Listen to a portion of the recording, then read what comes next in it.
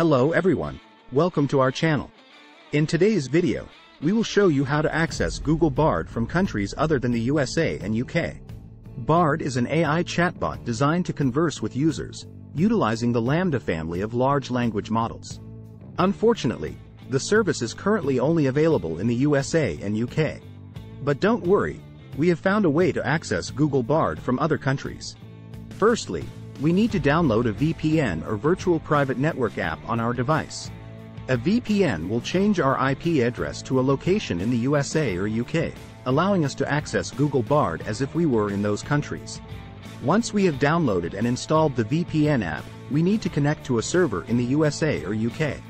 You can choose any server location in these countries, and it's important to make sure that the VPN is turned on before we proceed.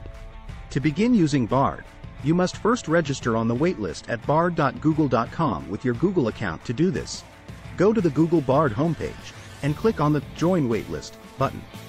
After completing the process, it's necessary to wait for the confirmation email from Google, which may take a few days to reach your inbox.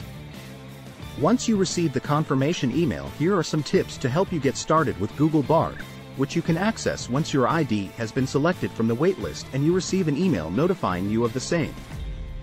To begin using Bard, click on Take It for a Spin button. To initiate a conversation with Bard, simply enter a prompt in the field at the bottom of its streamlined and user-friendly chat interface. Click on the Send button to right side of the prompt box. In addition, you have the option to use voice commands with Bard by clicking on the microphone icon located next to the query field. Subsequently, patiently await Bard's response to your query. Carefully review the response provided by Bard to determine if it meets your expectations. If not, you can provide further prompts to help refine its response. If desired, you can modify your prompt by clicking on the pencil icon located beside it. After making any required modifications to your query, click on the Update button. Once you have updated your query, Bard will promptly generate a revised response.